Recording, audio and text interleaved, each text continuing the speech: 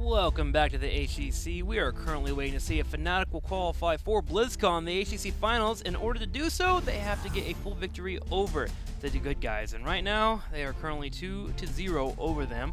Just need one more win, and they can pull it off. Yeah, it's looking good so far. Fnatic is dominant as usual, looking very strong in the games. But at least on map number 1, TGG fighting back and having a shot at winning one of the maps here. Fnatic, of course, would love to make this a clean 3-0 sweep. And they can try and do that on the third map now. So I would say let's head in and see what our third map is for the series. Let's do that. Battleground number 3. Where are we going? It's going to be Battlefield of Eternity, the choice here by Fnatic. And yeah, I think a lot of people expected Fnatic to come out and overshadow Team Good Guys today. And in game number 1, Team Good Guys showed up and showed that they are capable of putting on a very strong game and held their own. Sadly, in game number 2, not so much. Yeah, the second game didn't really work out for them quite as well. Then again, it is one of Fnatic's best maps for sure. But now we have the third map coming into play here. But of course, at this point, for TGG, for them, it's really important just like get the practice here. They say it's a huge difference of just scrimming against the opponent or facing them in a league scenario where everything's really on the line now. And for them, it's a lot about the open division already. Fnatic, they want to make sure that they go to BlizzCon. But the good guys would love to take a few maps here. And on Towers of Doom, they look strong. Now we have Battlefield of Eternity coming up. A lot of team fighting, which traditionally is something that TGG likes to do. Well, we actually had a match here from Team Good Guys that they were able to hold on in a ridiculous scenario and be able to come back with a victory against Team Expert. But the same can be said for Fnatic, who should have almost been shut out by Dignitas, but because of their victory on BOE, they were able to come back and win the entire best-of-5 series. That was a fun series for sure. And even Fnatic saying afterwards that, yeah, we shouldn't have won this. But they did, and they made it happen when it mattered. And now they are just one map win away from qualifying for the HGC Finals at BlizzCon. The good guys with the first ban in the game, banning out Genji again, learning their lesson from game number 1 on Towers of Doom. And Fnatic takes away Tacita. ETC as an early pick. Once again, we heard the voices of the teams earlier talking a bit about why he's so strong right now and why they value him that highly, and that's reflected again in the first pick that we see here in game number 3. Yeah, it gets compounded because of the strength of defending your Immortals. If you're able to power slide when its stun comes out, the Immortal gets the extra engage. ETC just really strong. Usually a lot of engaged tanks, if you're not able to get ETC, can be great here. Any type of stuns is always great on BOE whenever you're defending that Immortal that will be coming your way. It's also pretty powerful, just face melt in general, because you can peel for that backline. And even if you just try and defend your own Immortal, having that readily available is, of course, a fantastic tool. A lot of ETC players out there are actually a bit too aggressive with the hero, always looking for that power slide into the opponent's team, and maybe even a mosh pit, and oftentimes they get punished for it. If you watch Breeze or any other ETC that we've seen so far today, they're usually a little bit more reserved with moving into the opponent, only doing it when they have to follow up there, if they go for that fast kill. And if that's not the case, then it's more so about peeling for your backline, making sure that everyone stays safe and that nobody is falling, just allowing a bit of space to be created so that your damage dealers can do their job. And it seems like this week, Fnatic is preferring the Grey main. It seems like every other week they have a different change of what they want. Last week it was Vala, this week Grey main, and Grey main great on this Battleground. Yeah, it comes down to the map. So they want to play him on Battlefield of Eternity for the damage output. And with Arthas is actually quite cool too, because the combo between ETC and Arthas is very, very strong, especially here, since you can completely shield your Immortal or your backline. And so Arthas has been a priority for the good guys. Fnatic takes it away. They themselves have now with Arthas a very strong presence on the map already, and they can go in together with Grey main and able, of course, to play also with a quick Howling Blast.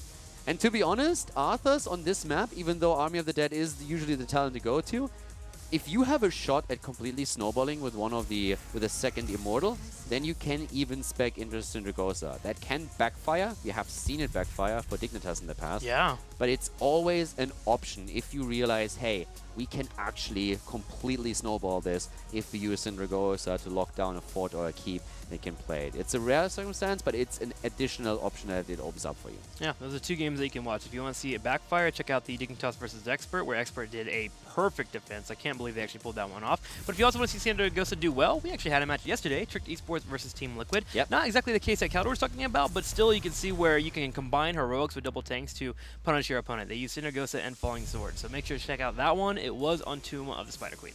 That was definitely a great game. If you haven't seen it, And if you don't want to watch the entire series, to be honest, you should, because it was a great series. But if you only want to watch one single map from yesterday, then make sure that you check out Tricked Esports when they played on Tomb of the Spider Queen. That was a fantastic match and a great comeback that they had there. So that was a lot of fun. At this point now, though, we have Fnatic, as we said, in the lead. We see that the good guys go for their solo laner. They head into Malthael for the top lane with the overtime damage. We've seen adjustments on the level 4 talent to get a bit more poke against the Immortal once the quest is completed by Malthael as well. And Vala with an arrow build is going to be played here to chunk that Immortal down faster. Rhaegar banned out, so making sure to keep away one of the favorite supports of Team Good Guys. Also really good in double tank compositions. So if you identify that your opponents have double tank, banning out Rhaegar can be a great choice. The Anubrak taken away from Team Good Guys. They were going to be looking probably for an engaged tank on their side. The Anubrak being taken away makes it much easier for them to keep their Vala alive if they are forced into one support. Abathur and Uther picked up. Abathur has... It's been seen a few times on BOE. It can work, but it's always interesting to see it pulled off. We see him a lot more recently, and there's a couple of ways how you can play with him. First of all, Arthas is going to make for a very annoying copy. So double Arthas in your team is super annoying. And then we have seen, of course, a focus with Abathur on symbiote builds, trying to just enable an Illidan. You can do it with Arthas as well. But with this setup over here, you can also go into Toxic Nest and just simply make it very difficult for your opponent to take positions around the middle, around the Immortals, to make sure that you set up a few traps as well. And of course, you can slow down any kind of rotation and poke away against them. So that's two different styles that we have seen on this map quite frequently. Now, if you are doing a solo support, and you want to make sure your tanks can be healed up, Lucio can be a good choice. He's more late game than Rhaegar, but the pickup for Team Good Guys shows that they want to keep them nice and healthy, but the Medivh pick is the one that's a bit interesting. Yeah, Medivh is definitely a cool pick overall. I love good Medivh play whenever we see it, and he can help ETC a lot in these fights. It's just overall a great hero to allow escapes, but also to set up aggression. And we've been talking about Leyline Seal into Mosh Pit, so that's something to watch out for after level 10. The cool thing for Fnatic is, though, they have with Tyrael and the Sanctification a pretty decent counter against it too. Alright, so looking at the compositions here, if you were to remove the teams and their names, who would you pick to win? I actually still like what Fnatic has, because I feel they... First of all, Abathur is going to be incredibly annoying, even if he doesn't go for the Toxic Nest build. I think Tyrael can counter a lot of the strengths that we see on the side of the good guys right now with the Sanctification alone. And Holy Ground around the portal of Medivh can also be super annoying. So if that's placed correctly, you can do make a lot of work here. I like their combo actually a lot. I feel for the good guys, a lot is going to hinge on Medivh and ETC synergy, trying to get that Leyline Seal into Mosh Pit. Trying to get the engage, the Mosh Pit set up, the Malthael dropping the Tormented Souls. I see a world where it works out, but the control from Fnatic does look pretty darn good. We'll have to see how that all unfolds here. The Hungering Arrow build is one that typically kind of comes online around the mid-size when you get a couple of ticks, but whenever you're able to work it in and buy a lot of time, you can burn down Immortals. Yeah, I think when the engagement that we have, or the tools, are also pretty strong for Fnatic. And once again, the solo lane is going to become an issue. I could see actually that TGG is simply not solo laning, but sends like 2 heroes to the top lane, because it's going to be really difficult if Abathur starts to help out on any lane to beat him there. So that's super annoying in the early game. But yeah, Fnatic might let the first Immortal slide depending on how the first few fights go, since they don't have the copy yet. But around the second one, we should see level 10 come into play halfway mark. Let's do it. Game 3 here. Will Fnatic qualify for the HGC Finals, or Team Good Guys delay and possibly try to make a comeback? Let's go ahead and hop into it. BOE. Battlefield of Eternity. Game number 3, Battleground number 3. Kronos this time for TGG on Lucio. We have BKB on ETC. Up at that front line again with Xay currently playing Vala, that arrow build, and anti-hero on that solo lane. Playing Malthael with Raid Boss, trying to help his team out with good setups on Medivh. On the right side in the red, Wubby will be playing Arthas, Breeze on the Tyrael, Quacknix will be on the Grey Mane, Smexy playing Uther, and Schwimpy back on Abathur again for the second time this series. Yeah, the boy band, one map win away from claiming a spot at BlizzCon at the HGC Finals. Block party chosen again for ETC.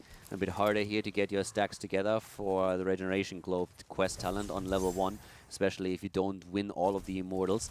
The Arrow build has started.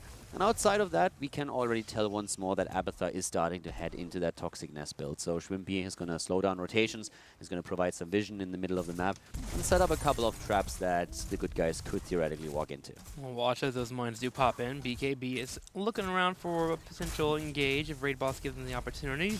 But still have to be careful near those turrets.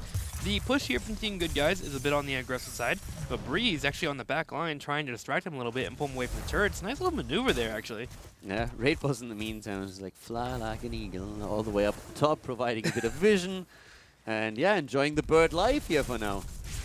You talk about my 90s boy band and how I like those a little bit too much, and you're over here dropping 90s songs too. You're a 90s fan, admit it, Caldor. I'm not listening to it in my free time, it just reminds me when I see him just up at the top there. Well, we're going to listen to it on repeat on the way home today. Shots popping out, ETC gets stunned out, BKB is able to get away.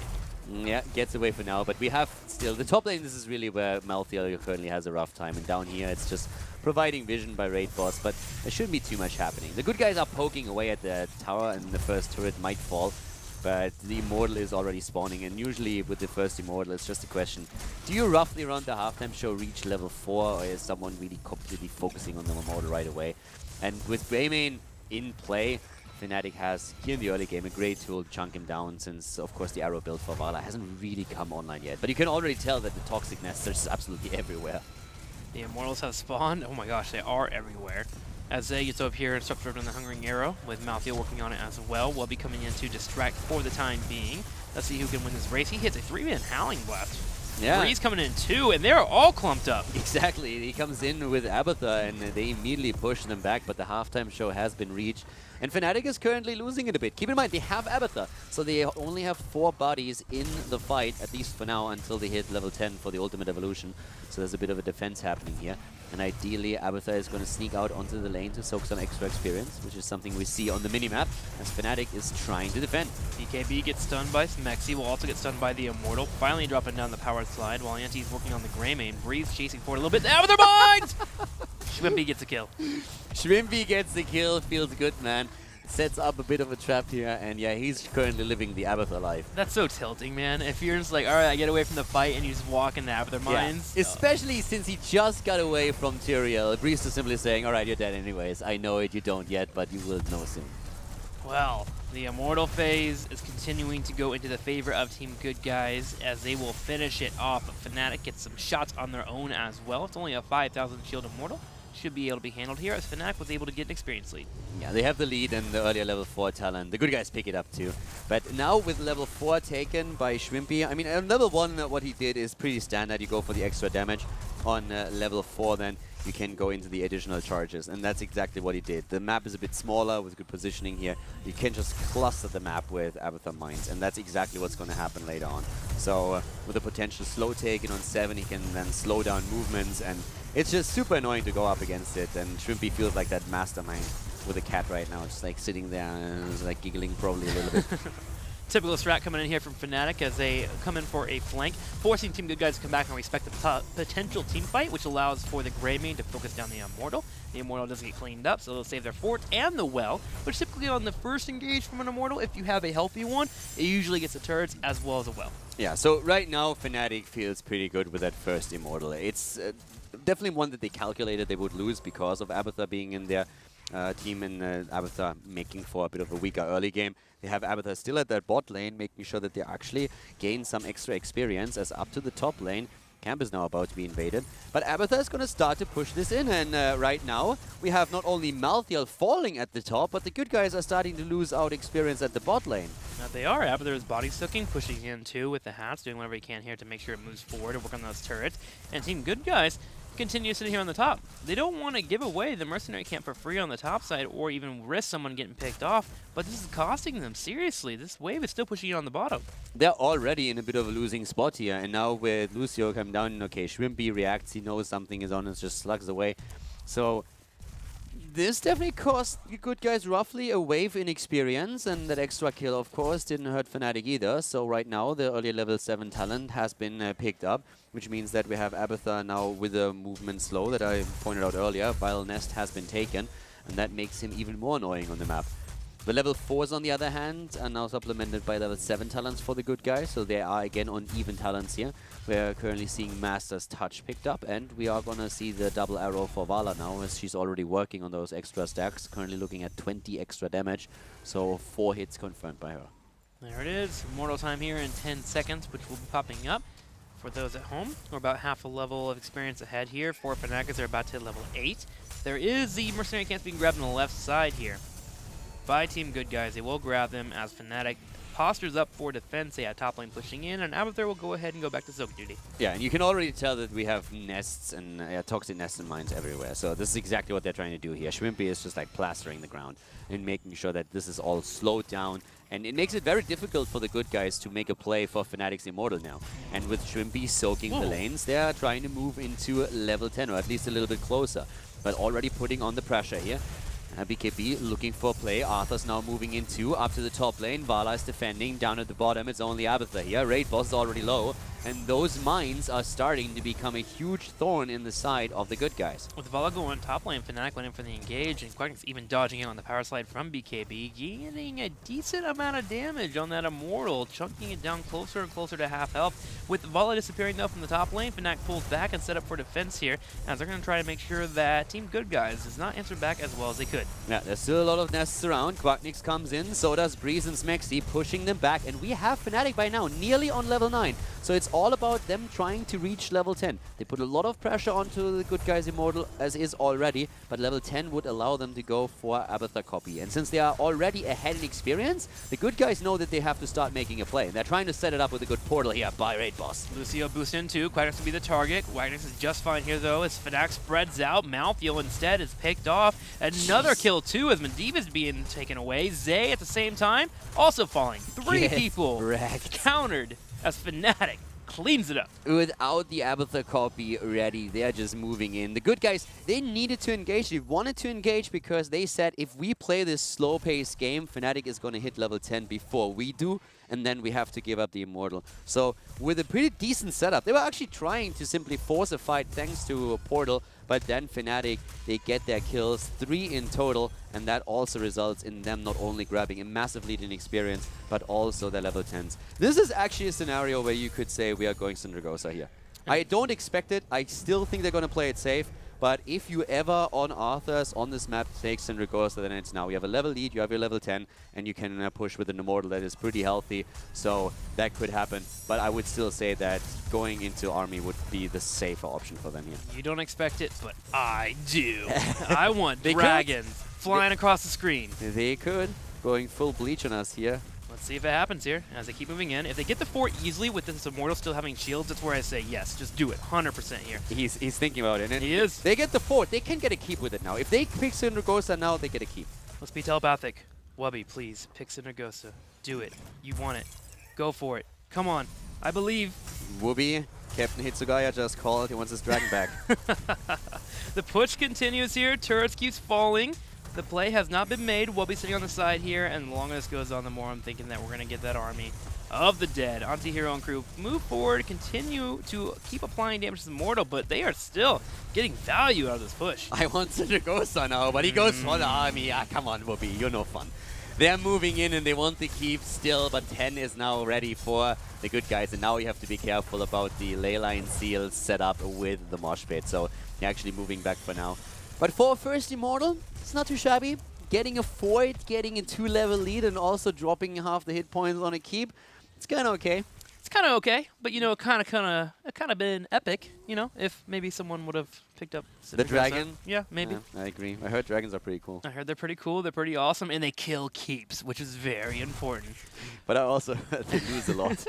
They do lose a lot, don't they? All right. At least in this game.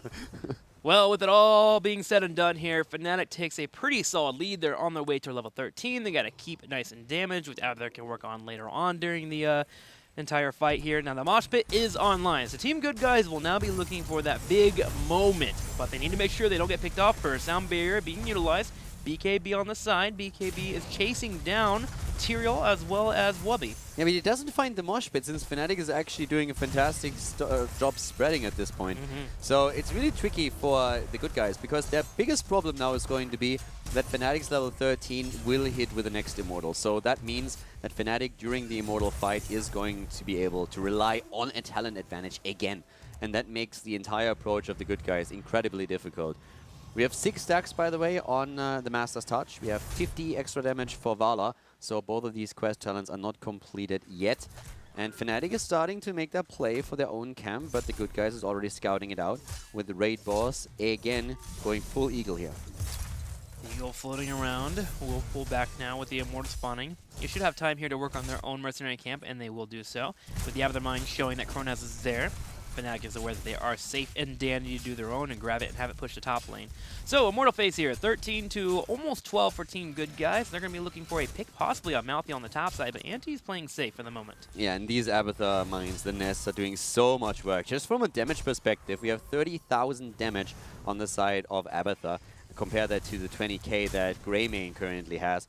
It's just these mines everywhere, and Shrimpy constantly just putting them into the middle. You can see that they're just poking away against the good guys, and if they end up fights where they already are this low, it's always an issue. So right now, Fnatic with Greymane on the opponent's Immortal is already getting a head start. They have their 13 talents, and the good guys are starting to push in.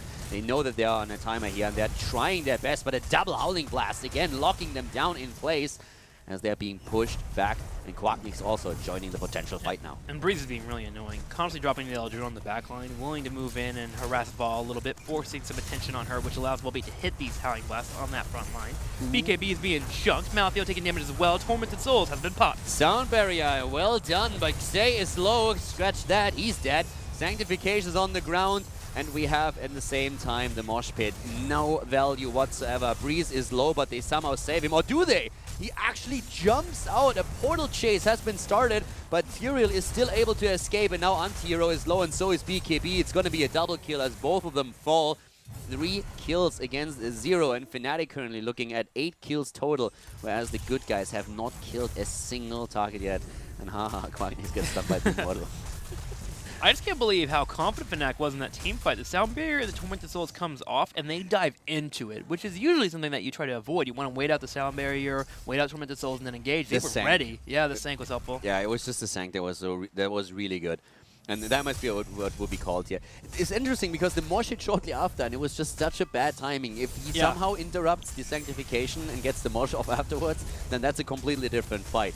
But that's kind of what we always say when Fnatic is involved. And this is just not, it's not luck, this is not a coincidence. They make these plays happen. Quacknik, on the other hand, needs a Divide Shield now because he's attacked, but guess who else is in trouble? It's Xay again on Vala, and I feel the only thing that Xay has been doing this game is actually trying to run away and somehow stay alive, and it's really rough for him. I mean, at least he's working those auto attacks in. Gets out of the way, Kronaz will be able to pop that Sound Barrier. Harassment continues, the Immortal though getting lower and lower, and here's the issue. Even if Team Good Guys gets away here without losing any members, this is going to be a pretty healthy Immortal. Look at it here. I believe that was 16,000 health and shields, which will be pushing in this top lane. And there's a couple of options Fnatic have. They can push the bottom side, open up that keep, or they can move forward to the top and keep getting a larger lead as they move towards 16. And they have Abathur at the bot lane, so Abathur alone pressures the lane already, and he also gives them the experience that they will need to hit level 16. And that is another big advantage that they will have. Fnatic is actually playing the safe. They expect the trap already, and that trap is set up at the side since the good guys are trying to force a fight on even talents. But even that's an issue. Sanct is popped again as they are jumping in. Fnatic is pressuring the opponent. BKB is looking for the Mosh Pit to save them all, but level 16 talents are there for Fnatic, and at the bot lane, Abathur is still pressuring the keep and is going to finish it off soon. And the best part about that is Team Good Guys were trying to bait a fight down Fnatic, and Fnatic went in for it, used a Sank, but realized that it was a bait that was popping out. They decided not to chase into it, have their time wasted. They went back to the Immortal after the big heroics were utilized, and now they can look towards the keep on the top side. They're already harassing. BKB's in a spot where the Holy Ground is holding him down. Leyline Seal is used. Will he have the Mosh Pit come out? Not yet, as BKB gets destroyed. He gets stunned by the Immortal, and that actually set up the kill against him. So now BKB is down, no Mosh Pit potential, and that means Fnatic doesn't have to worry about anything. They can go in. Breeze, on the other hand, falls, dies, the only one on the side of Fnatic that has died so far, but it looks as if Medivh is going to pay for it. He's down, and the keep's still alive for now. Keep is still alive. The other Keep did get picked off by Abathur with them pushing in those minion waves. They can turn around, though. Does he have the Howling Blast? Looking for Vala. She's dancing around, trying to dodge out. Drop the Hungry Arrow. Please don't kill me, she says. But Wubby with the buddy block comes in, applies the final damage with Quacknix. Oh, it just feels bad. He was trying so hard to escape, and there was just no chance. And now, of course, they're going to attempt and push in the keep. Wubby popping the army. They want to have the keep. They even get the kill. Malthael is down, and yes, there's a mosh pit, but there's absolutely no follow-up damage. The only other hero that is alive and well is Kronos and Lucio. I mean, he's known for dropping the beat, but he's not really known to drop heroes. So, in that case, that mosh pit did, unfortunately for them, not really do too much. Did not work out. Fnatic pulls away. With 2 keeps killed down, 4-level lead here. Being a bit careful on their engage. Granted, Mosh Pit was utilized, but still an ETC diving into that when you don't have Sanctification could be a bit of an issue. Remember Breeze dying earlier, so they pulled back and played a safer route. So now with the Immortals spawning on the map, the good guys are more or less in a checkmate position. Because their problem is that they are 3 levels behind. That's problem number 1. Problem number 2 is that includes a talent that they're missing out on. They don't have level 16. And with both keeps gone, both lanes are now pushing against the good guys' core. So Fnatic can just simply prolong the fight in the middle of the map, and eventually the 2 lanes are going to be pressured in, and the good guys are going to lose core damage. So they will have to eventually force a fight that they don't really want to fight. So it's a very, very bad spot for the good guys to be in. Fnatic is exploiting that completely now. Yep, they're posturing where they want to look like they're near the Immortal in case they want to go for the race, but they're also trying to make Fnatic play defensive while they work on that 16. They're sending the Medivh down to the bottom lane to work on it, and the moment Medivh shows up, Fnatic sends their Greymane to the top right, start working on it, even with BKB here for defense. Quacknix is already at it, working in. Now we have Kronos, and again, Kronos barely gets the sound barrier off. A sliver of health, but he's being chased down by Breeze and falls. Down he goes. Lucio is dead. Lucio not here, makes it much harder for Team Good Guys to contest. They may just have to get their 16 and wait it out. Wubby on the flank here, willing to catch anyone and also call it to his teammates if the fight is coming his way. Breeze and crew is still working on that Immortal, and it's going to be a big engage, it looks like, from Team Good Guys as they want to fight underneath their Immortal. Oh, they have to. It's level 16 talents that they have, but they just run out of time. They try and go for Wubby, and to be honest, they put him under a lot of pressure here, but Wubby pops the army, and the turnaround has started.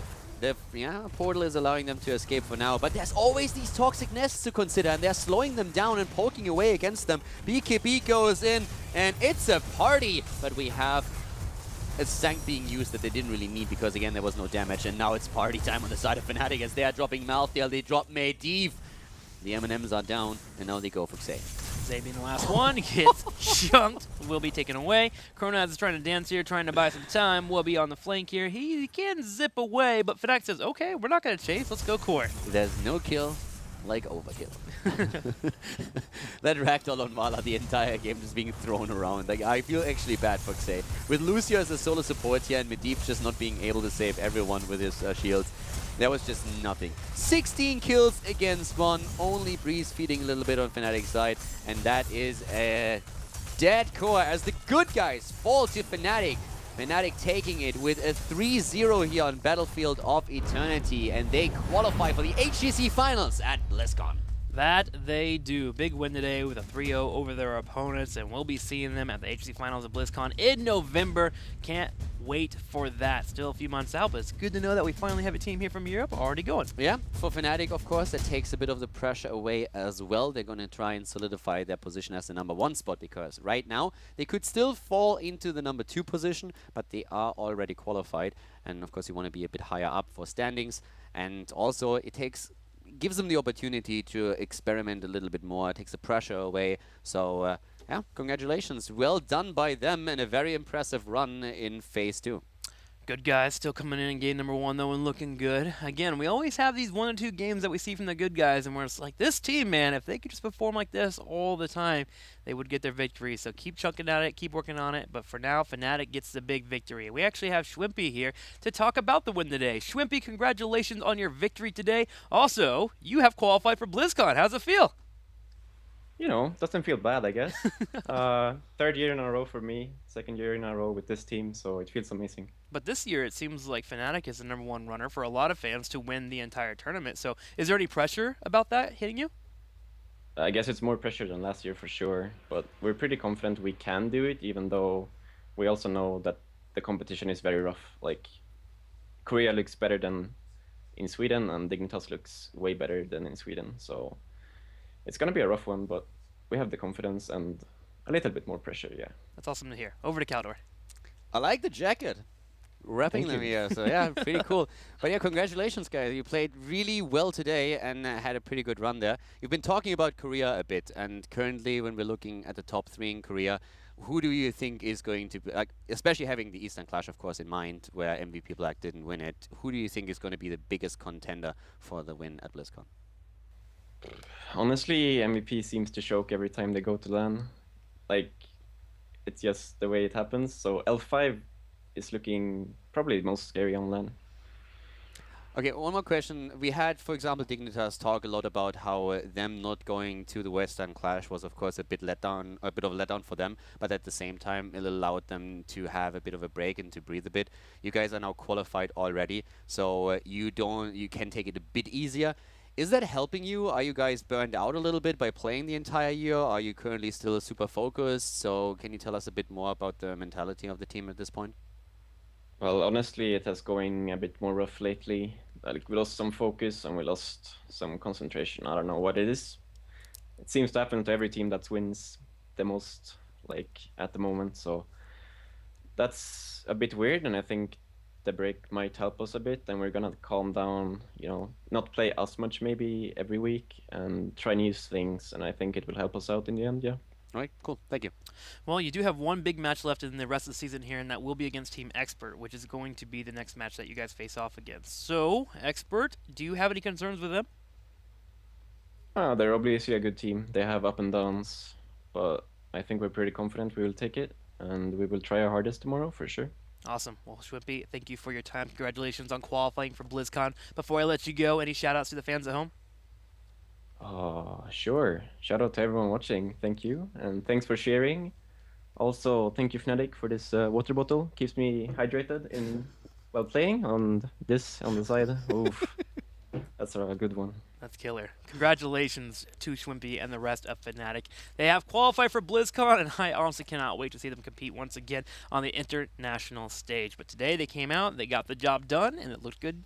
Yeah, and it definitely is going to help them just to relax a little bit more and prepare also mentally for BlizzCon now, because the advantage, again, that they had last year when they did so well against the Korean teams was once more that nobody really expected them to do this well. And traditionally, when you look at the past, they oftentimes struggled a bit when there was a lot of pressure on them. So this year is a completely different scenario for them, and they need to get adjusted to it. They, of course, have now victories at the mid-season brawl and at the Western Clash, so it's a bit easier for them to find into that role. But we all know that BlizzCon is always a very, very different beast. And speaking of the HGC Finals and BlizzCon, there is one more slot available for our teams. Dignitas right now is the front runner, and we get to actually watch them next. To qualify directly. To qualify directly. Exactly. That is correct. There is a third spot that will be available during the playoffs. Now, we'll come right back with that Dignitas matchup after this commercial break.